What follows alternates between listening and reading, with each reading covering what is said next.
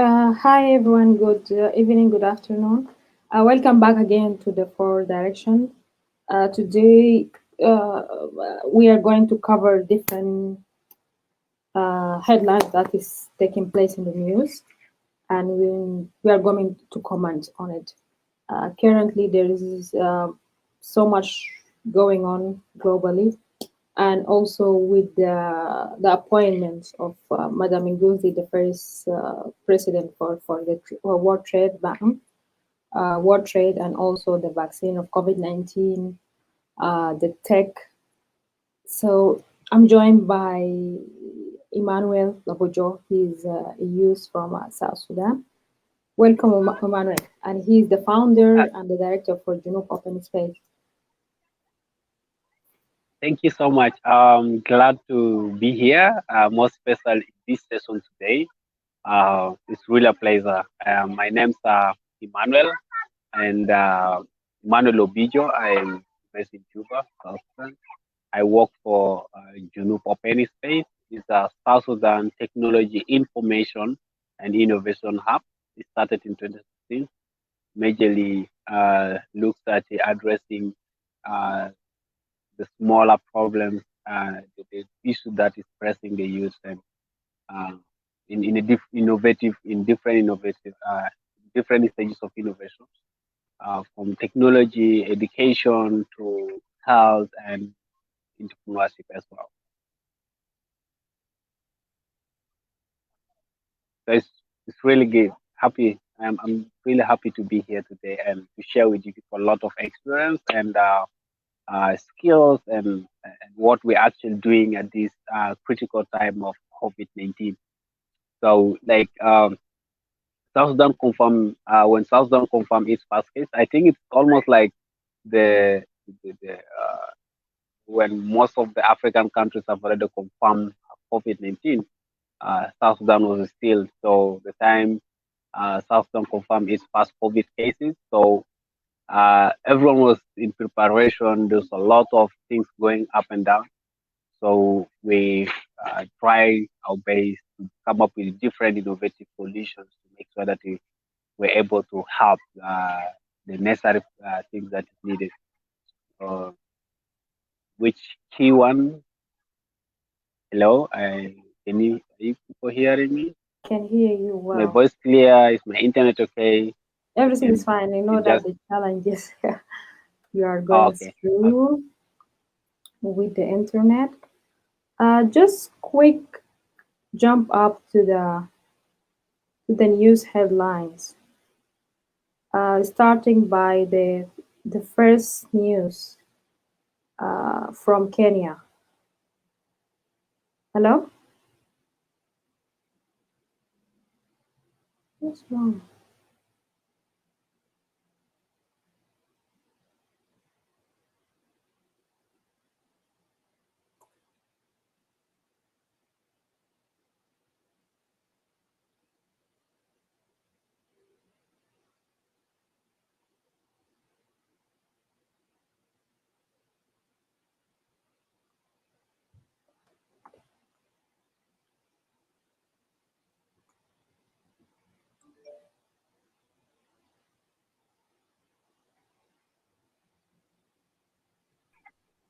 Sorry, the internet is not helping. Yeah, there was a bit of cut on the connection. So Hmm.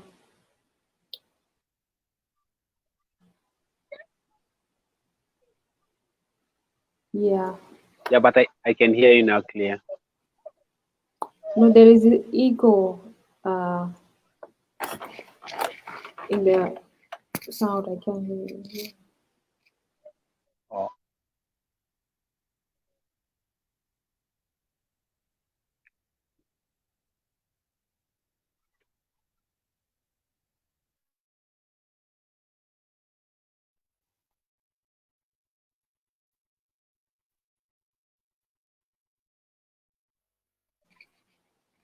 Can you okay, still now hear the echo? I cannot hear any echo. Is there still echo? Mm. In So is still?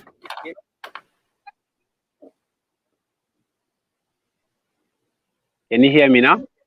Yeah, I can hear you. Let Okay, me there's no echo right start now. by Kenya. Kenya is becoming a global hub of fintech innovation.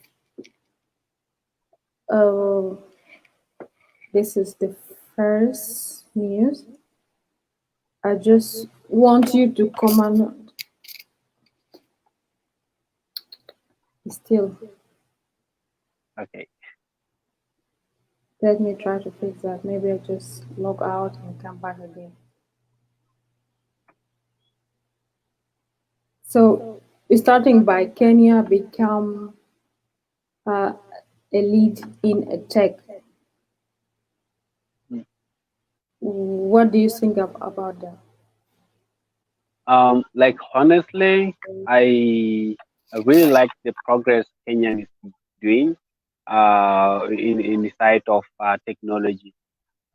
Recently, I saw like one of also the most trending news of which I was really been looking for, and I was been waiting for that, and also hoping that that one also happened in South Sudan. Is the parliament coming up with the bill to put in the to be passed on blockchain using digital currency like Bitcoin or Ethereum or Bitcoin Cash, and something like someone like me who knows about the cryptocurrency world, like most of the Bitcoin Cash that we've been using here in South Sudan for about 4 years to 5 years right now, and the impact that we have already seen, and like what our neighboring countries is really on right now. I just feel that this is really a good progress, and this is something that actually at the moment or in this current situation where the pandemic hit the world, and uh, transaction holding of paper money is something that really is not so much needed at the moment, because we know how quick the virus can pass from one person to another. So having things move to digitally like digital transactions, and adopting to cryptocurrency like Bitcoin Cash or Bitcoin or Ethereum, I think is one key thing. And what Kenya have gone through, like the steps Kenyans have taken, is really good. And like neighboring countries like even South Africa, they the same month they have installed an ATM machine for for Bitcoin, which is really something good. Now you can go scan the barcode and then withdraw your money, or you can actually transact and then you get your money anytime you want. So I think like what right now we're doing to develop any space, or me at my personal level, is we're trying to onboard people on the like onboard merchants who can start accepting cryptocurrency like the Bitcoin cards that we are using it a lot here.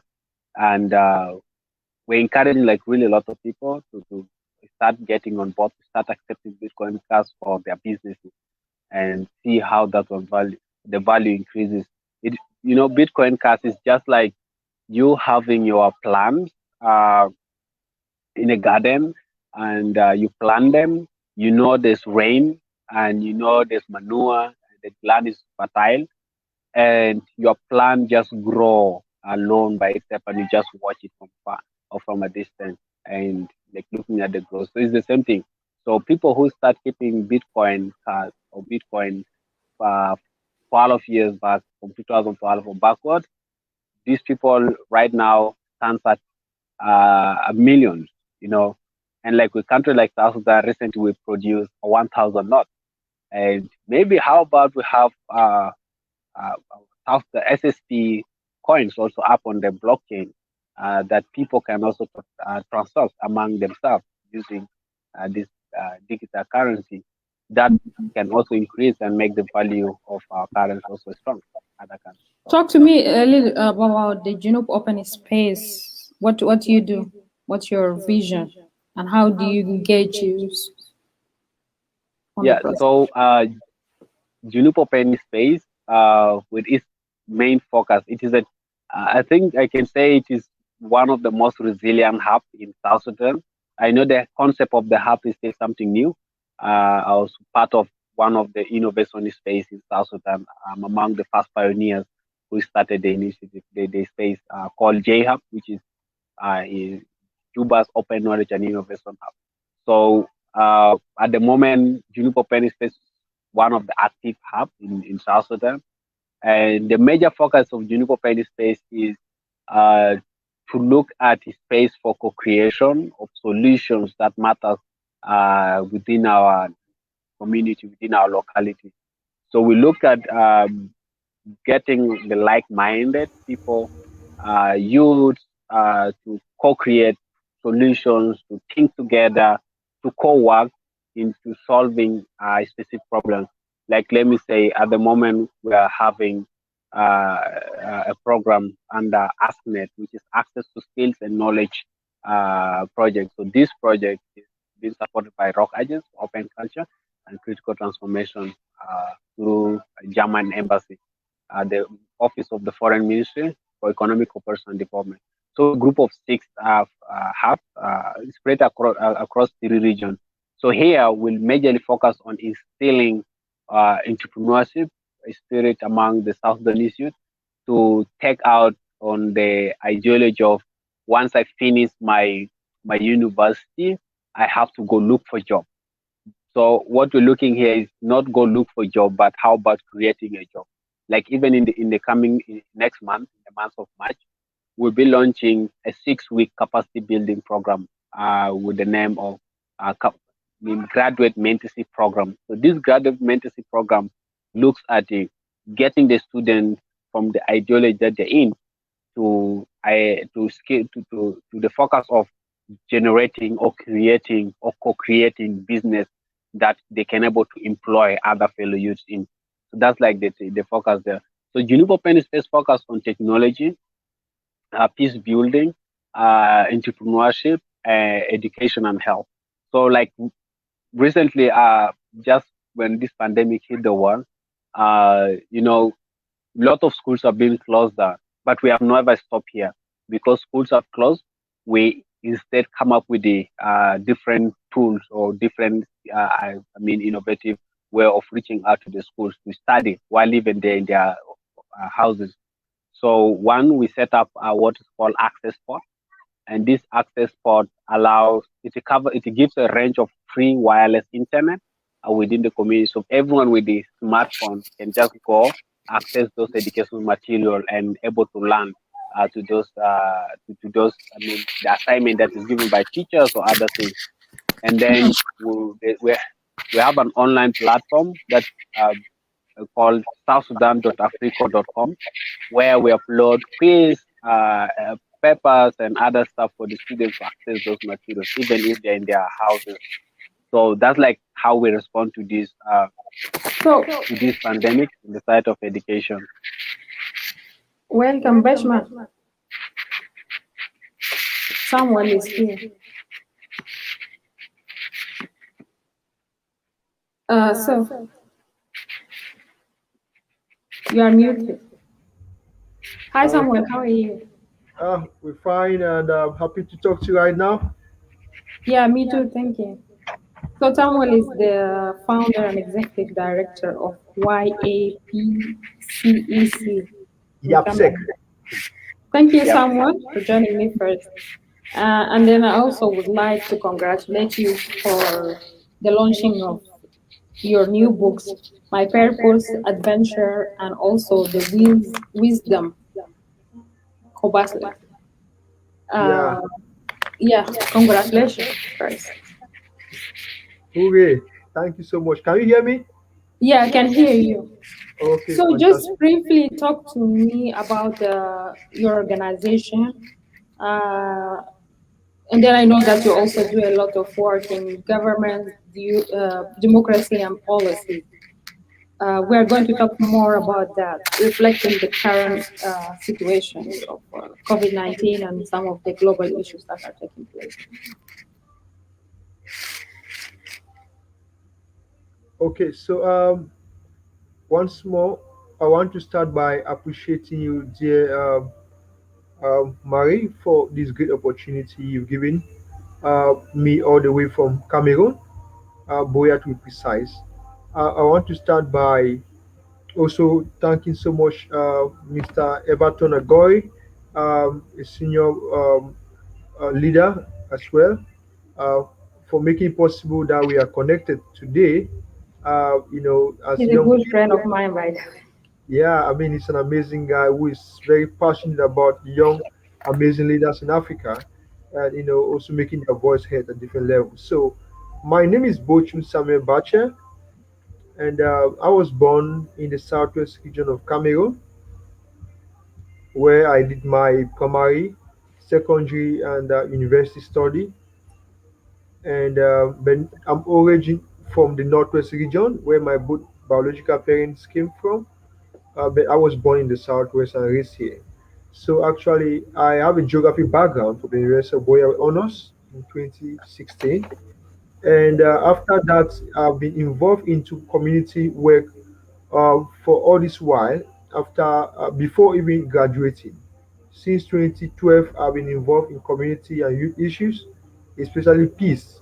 And 2014, I became a Commonwealth Peace Ambassador Network member, that is SAIPAN. Then I continue with YADA, Youth Alliance for Leadership Development in Africa, also volunteering also as a member, and from there with the Movement for Democracy and Transparency, so with a couple of other international center for environmental education, and community empowerment, the Ministry of Youth Affairs, the Ministry of Environment, data protection and sustainable development, and so on and so forth. So while doing all this service, in 2015, actually, I had this vision to be serviceable to the community, in engaging people towards peace building culture and also building capacity with young people like myself about how to be responsible, civic inclined, in leadership, practicing good governance aspect of life, on also being creative and innovative in, identifying problem within their community and providing solutions. So that's where in 2016, I came up with this organization called Youth Advocate for Peace and Community Empowerment Cameroon, called abbreviated YAPC, that is pronounced as YAPSEC. So YAPSEC actually is a non-governmental youth-led organization which was founded in 2016 and started operation earlier in January in Cameroon, and it was officially legalized with the state under the Ministry of Territorial Administration and Decentralization in 2017, 25th of May. So we have been engaged all this while into peace issues. Lucky enough or fortunate enough, we started our peace building activity in 2015 and 2016. We came up with the legal documents. We still continue work before the crisis started in Cameroon. In September we had the Anglophone crisis that is almost getting to 5 years today, erupted, due to some challenging situations around the legal practices, legal and also educational system in the country. That's the root cause. It was about lawyers going, in terms of, having French magistrate in the English-speaking region at the level of courts, as well as also some French-speaking, teachers or administrators probably in the English-speaking regions that cannot really probably speak effectively in English to make it very simple for the English-speaking people to understand. So basically, this was a bit challenging, and where people had to come up with seeking that things being done probably the right way, to improve deploy more teachers who are bilingual inclined and probably might be also English oriented. So but then actually, that's how this challenging situation in our country started through this strike action by the lawyers and also by the teachers, Mhm. and as it continues like that, we have this challenging situation. So, But then, with us, YAPSEC, as youth advocate for peace and community empowerment, our own focus actually have been, to advocate, for peace so uh, in the country, seeking dialogue, non-violent communication, non-violent action between the government and probably the warring parties, Yeah, so that let me move because I need you to comment on something here. Uh, you addressed the issue of miscommunication. So there is another headline in the Nasdaq community. South Africa has found about 4,000 COVID-19 reinfection. And now New York City has just announced that the students will go back to school and practice their normal life. At the same time, Zimbabwe is facing a challenges of on most of the African countries because Africa has passed 2 million now of COVID of people who are affected by COVID-19. What do you think is the problem here, and how the policy can, what measures should be taken so life should go back to normal? yeah, I think with the COVID-19, it's a big crisis that the whole world is facing, and especially with us in Africa. We have not yet been adapted probably with this current trend and the rapid spread of this virus. So what I can say is that this virus has gotten so much setback to the economy of African countries, and also let a lot of people out of the job marketplace and brought a lot of untold suffering, and also contributed in high crime wave, and also a lot of domestic and community challenges, increase in gender-based violence, and so on and so forth. But going back to the educational system, I believe we have had a while of pause in educational continued engagement because of the COVID-19 situation last year. But then we are having a rise again or increase in this virus. So with the practices which were put in place about social distancing, they call the nose masks or the face mask, I always say, hand sanitizer. I believe that those measures are effective, they are good. But then, if we have to take some measures in terms of policies, I believe that the government of South Africa and other countries, including my country, they should, one of the ways they can do is to improve social facilities, or structures. They can get more, create more, or free more spaces to be able to accommodate, this social distance practice as they are putting in order for education to continue. And more importantly, the continuous sensitization also should be put in place, and also measures, punitive measures probably for institutions, especially academia, that are not taking it very serious, in putting this measure, these practices very effective. Like in Cameroon, for example, the study schedules or schedule having program where schools now, people go to school twice in a day. We have two shifts. Some go in the morning shift and they are done for the day, and other come so that they can maximize the space which they have at the moment, with probably due to limited space. So I believe that if all institutions, higher learning and private secondary primary school, work in close collaboration at this moment with the government and also international body, will go a very long way, to advance sensitization and probably support materials, as well as also probably if the vaccines or whatever which you are saying, they are there for, Yeah, Emmanuel, just quick. yeah. Why the virtual education doesn't work in the continent? And just Virtual talk to me also about the initiative of how you are getting the youth involved in tackling the crisis of COVID-19. How Okay, that came on.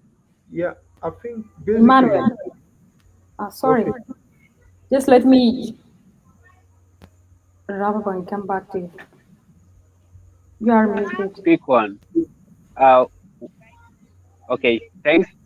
Just quick one. I think why the virtual education really does not work in the continent is that it differs from country to country. Like some other countries, it really works well, and some other countries, it total don't work. Like with the context of South Sudan, in particular, and some other countries, I think you know, like in South Sudan, there's two things going at the same time, or two to three things.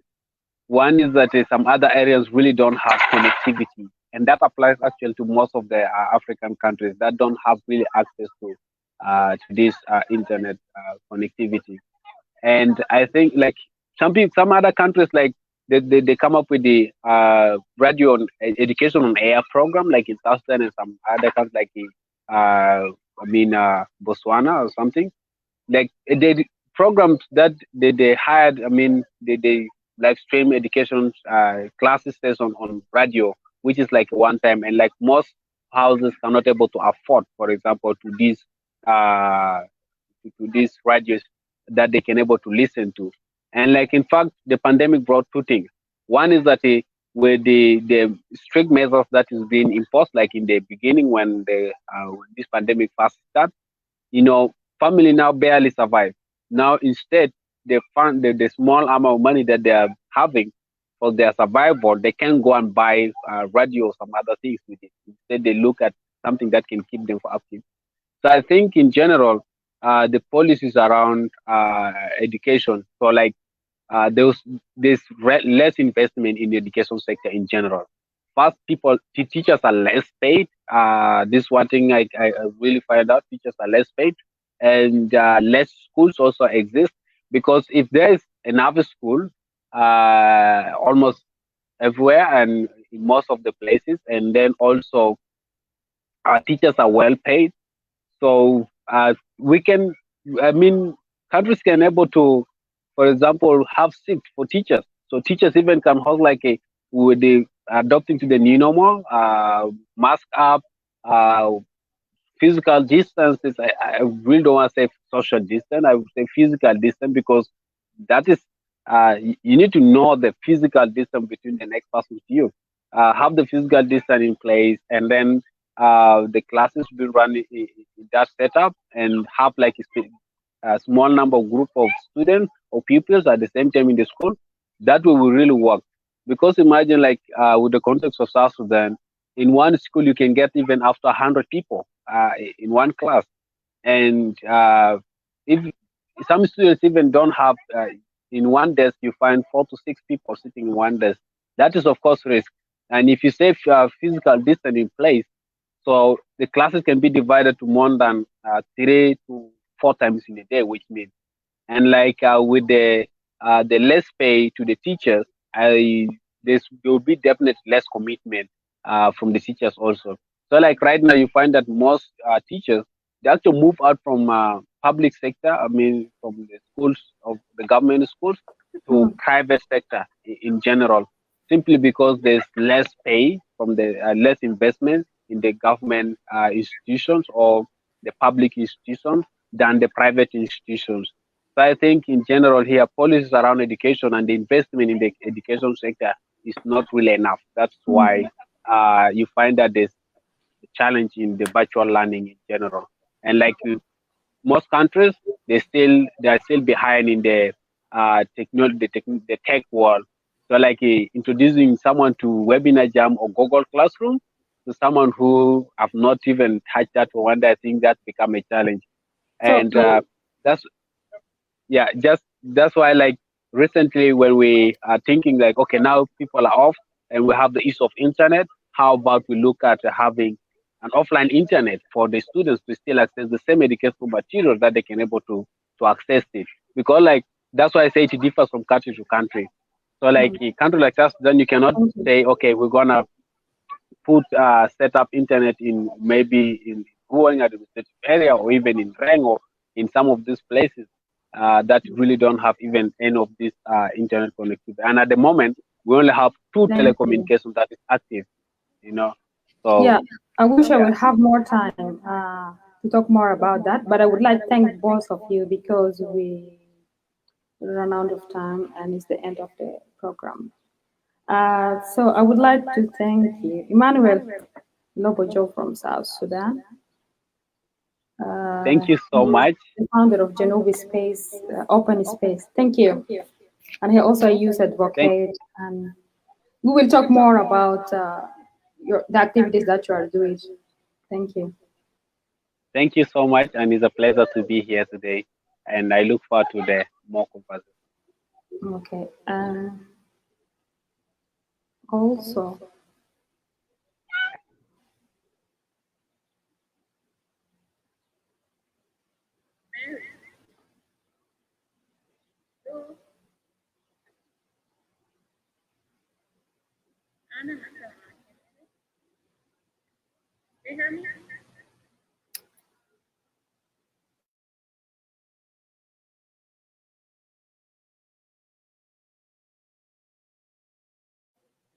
Bushman Samuel from Cameroon. Thank you.